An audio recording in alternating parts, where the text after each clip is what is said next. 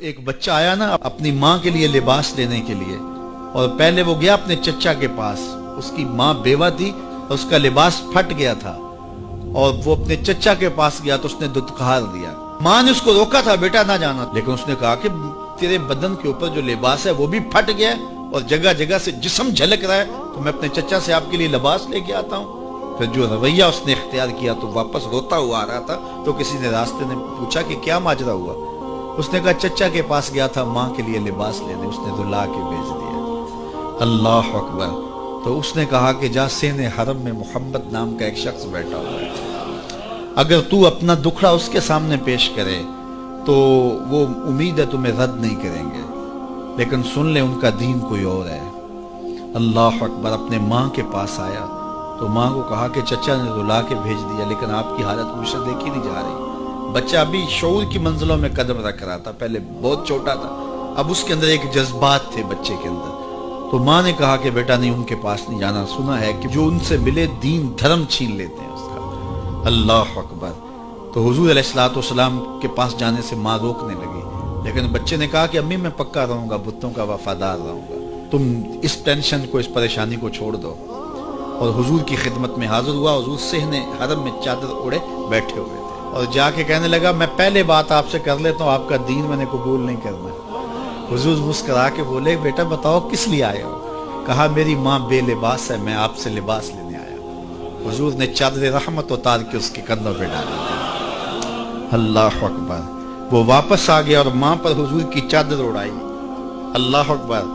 اور ماں نے کہا کہ بیٹے اس نے اپنا دین تو نہیں تجھے دیا؟ کہا نہ، میں نے پہلے کہہ دیا تھا تیرے دین نہیں مانوں گا۔ ماں کہنے لگی پتر اس کا دین ماننا چاہیے، یہ جس نے رحمت کی چادر ہمارے سر پہ ڈال دی۔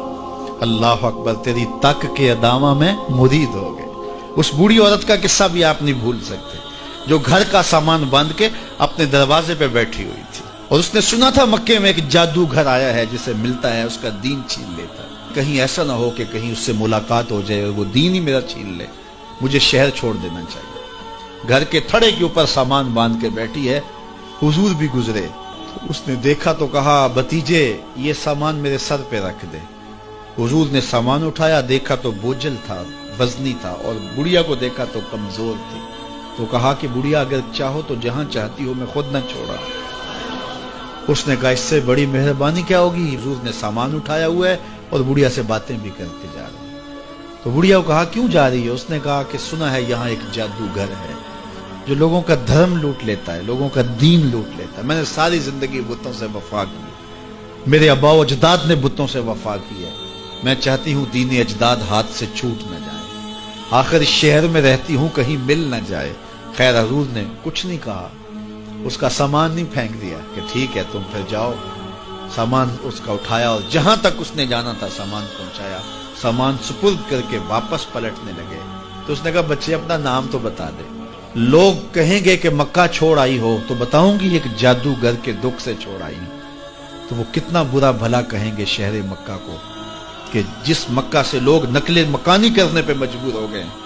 تو میں انہیں یہ بھی بتاؤں گی کہ جس مکے میں جادوگر رہتا ہے اتنا اچھا نوجوان بھی رہتا ہے، تو تیرا نام لیا کروں گی، تیرے قصیدے پڑھا کروں گی۔ تو حضور علیہ السلام مسکرا پڑے، کہا بڑھیا جس جادوگر سے بھاگ کے آئی ہے وہ تیرے سامنے کھڑا ہے۔ اس نے کہا سچ سے آپ ہی محمد ہیں؟ حضور نے فرمایا نام میرا یہی ہے۔ تو اس نے کہا پھر آپ کا جادو میرے پہ چل گیا ہے۔ اللہ اکبر۔ تیری تک کے ادامہ میں مرید ہو گئی، لوگوں کی خدمت کریں، بوڑھوں کے کام آئیں، دکھیوں کے کام آئیں، مصیبت زدہ کے کام آئیں۔ حضور یتیم ہو کے یتیم پرور تھے، لاچاروں کی مدد کرتے، لوگوں کے گھروں میں پانی بھر کے دے دیتے، اور دکھیوں کے کام آ جاتے اور مصیبت زدوں کے کام آ جاتے۔ تو حضور سے پیار کرنے والوں، امت میں آپس میں حسد نہ پھیلاؤ، بغض نہ کرو، نفرتوں کے پہاڑ کھڑے نہ کرو، ایک دوسرے سے پیار کرو، جڑو، امت وحدہ بنے، اور اپنے ماحول کو، اپنی معاشرت کو ایک خوبصورت معاشرت کا رنگ دو، اور اپنی زندگی کو حضور کے نام